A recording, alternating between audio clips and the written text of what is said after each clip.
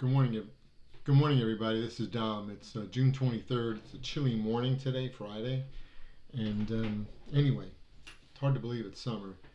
Wanted to reach out to all of you just with another update as to where we're at and kind of how things are going. I often refer to what I'm doing now as herding cats. I've got so many of you helping me with the draft guidance that you know it's tough. I try to give you as much time as you need, not making firm dates. I'm trying to be a very benevolent program manager in that sense. So we have a lot of moving pieces, okay? So this is why I wanted to take time, talk to you folks about where we're at, what we've accomplished so far, and what remains to be done, okay? Um, First thing is, we will be on the agenda October of this year in front of the board, okay? And I've already advised the board at the June meeting that we've developed a 60-page document basically and a lot of guidance. So I'm going to spoon feed this over a course of meetings to the board. So again, unless the board decides to fast track, this will be again kind of an arduous, tedious process, okay? For those of you that haven't been involved in standard setting or on task forces before. So you'll have to be patient, okay? Typically, what happens with task forces, from my experience, is that a core of you will stay on. Some will just get too busy, change jobs, and that's fine. So please, again, if you have an idea, contribute it now while you're on the task force, while you have time, and while it's fresh in your mind, okay? So we're on schedule for October, and what I plan to do at the October meeting actually is presenting the board with our process flowchart, first thing out of the box, and walking them through the waterfall approach or cascade approach to show them the logic that we're developing for the guidance. And then I will generally review for them, the different types of or pieces of guidance that we have in our draft TR. And I will be asking the board, do you wish for us to proceed um, with all of these as a technical release, or do you believe some should be, amendments to Standard 49? Because some of them may prompt amendments in the board member's mind. Or some may say, look, this is such an urgent matter, Dom, we want a technical bulletin released. Okay, so that's level B gap, but it's synonymous with being fairly high level and authoritative, of course. Others may say, no, we like the technical release approach, go forward. Whereas we may see some suggest, a hybrid of all these. Okay, so we're just not sure which way the board's going to go, right? But that's why I need to spoon feed it to them and be very careful that we get them to deliberate. You're all in busy season. I know that. We got vacations coming up. I will be out of the country from August 23rd to September 17th. So I'll do my best to, check in and see how things are going, but I doubt I'll be doing that on a daily basis. Okay, so those are my vacation plans. Um, Let me tell you about your accomplishments. I have to say, this is one of the harder working task forces that I've had, and I have to thank so many of you. I can't name you all because I'll forget one. Um, those of you that are just along for the ride, you're welcome to stay. Enjoy the ride, enjoy the scenery. But just remember this, at the end, if you have observations or complaints in particular, I will remind you that you had an opportunity to help us and we did not hear from you, okay? So again, there's an old saying that this old man came up with. It's easier to change the course of a stream than it is that of a river. So get involved early if you see something that's important to you or your agency, or maybe just in general. Um, as you know, we framed out our guidance as a technical release.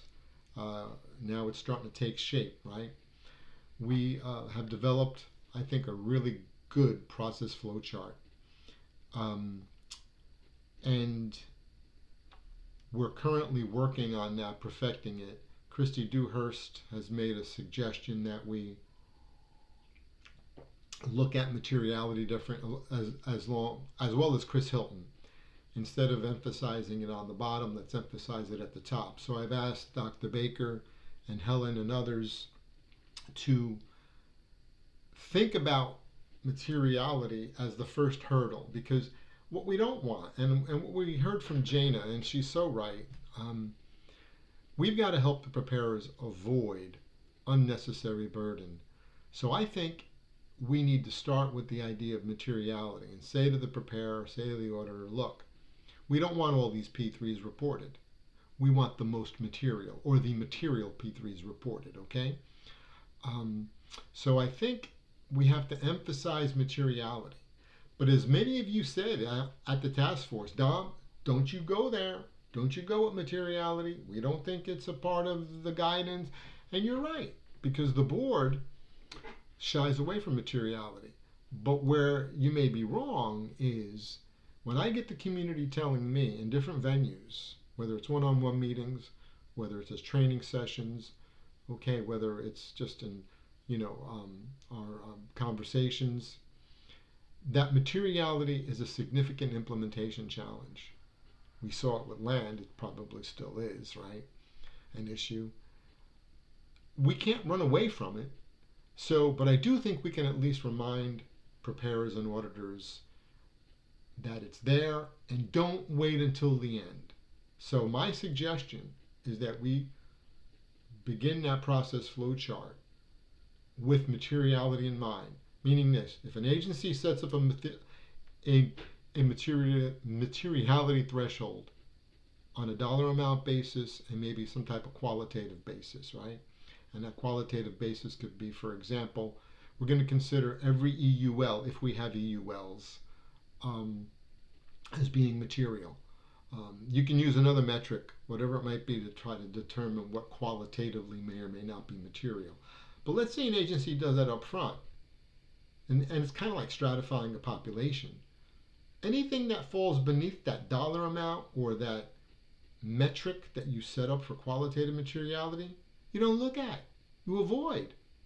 And I think, as a former OMB representative once said, Mark Rieger, who I respect greatly, he said, if an agency prepares their materiality assessments, their policies that they're going to follow, and they implement it before the auditors kind of show up, they should be in pretty good shape. So I would like to take that advice and take that approach with the process flow chart and with our guidance, without delving into how do you determine what's material, okay? Which I've heard you folks push back on, and I understand. And to that degree, you're right. But I don't want to ignore it, okay? I can't ignore it, because then I'd be doing a disservice to most of you out there. So that's what's going on with the process flow chart. We've got the case studies that have been under review. I've really got to thank Annie Park and Sam Fuller mostly for going through them.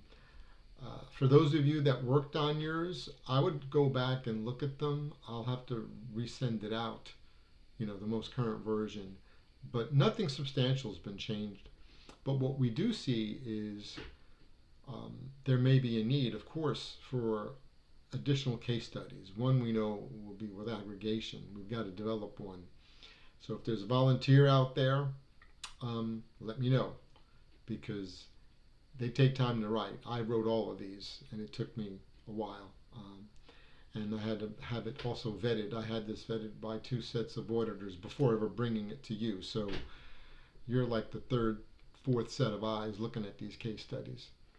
So we need additional case studies, aggregation being one. And then Sam Fuller made a really good point. Hey, Dom, on some of these dealing with like remote risk, we're seeing the outcome where in the case study, these fictitious managers are saying, hey, we should report remote risk in this case because it's material. In this case, we shouldn't.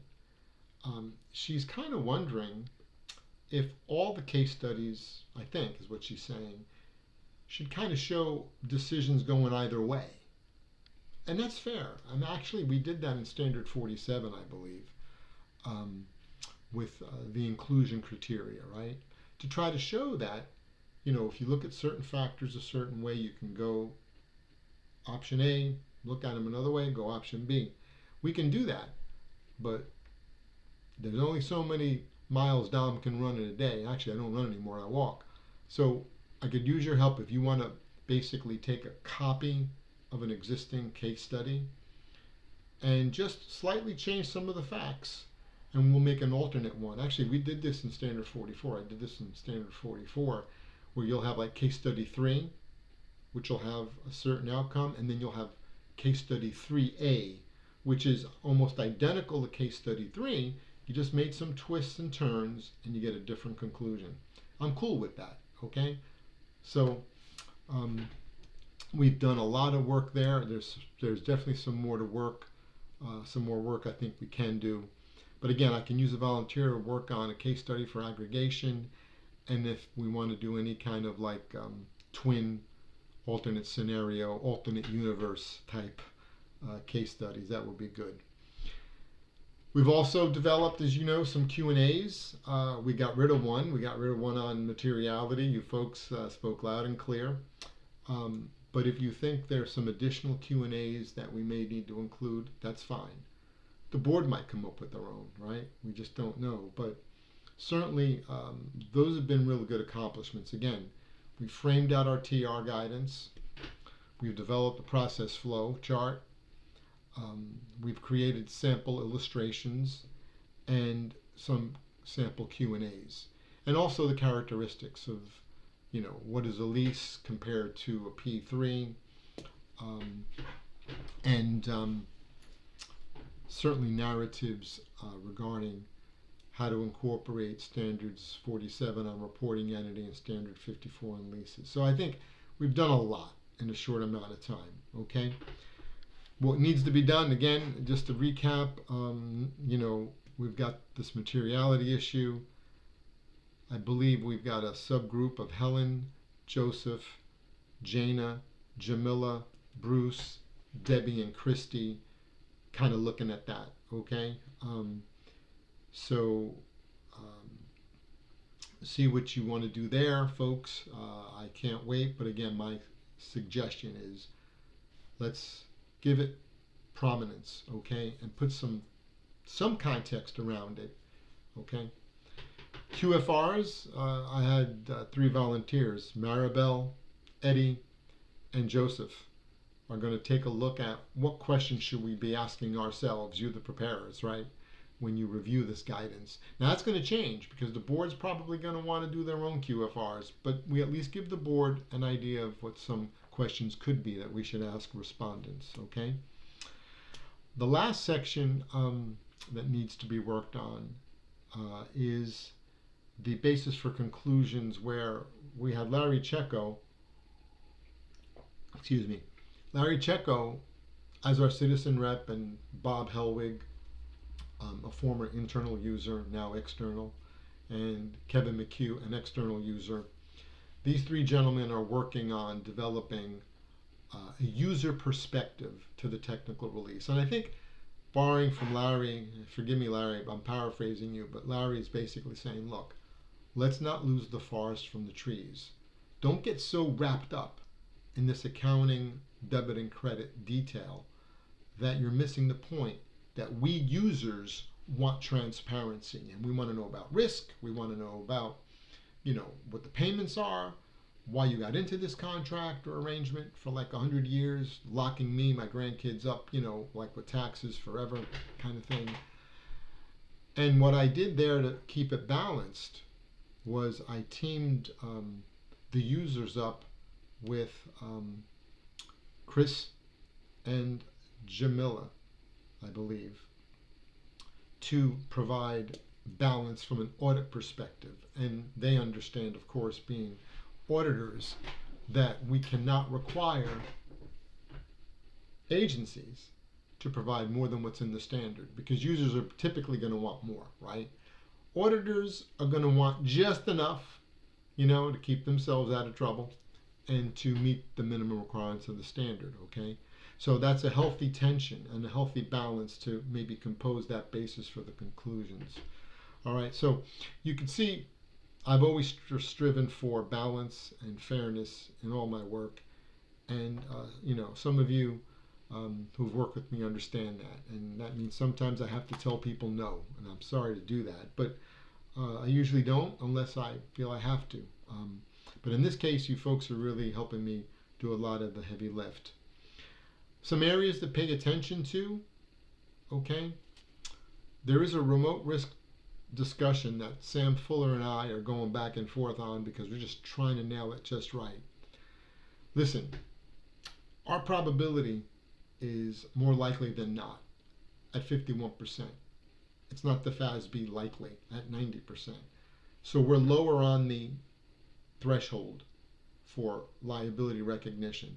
So if we're lower on the threshold for liability recognition, meaning we're going to recognize liability sooner, if you will, earlier, or more of them, however you want to word it in your own head, that stands to reason that remote risks, which are on that line of contingencies, right, are also going to be recognized earlier, sooner, okay?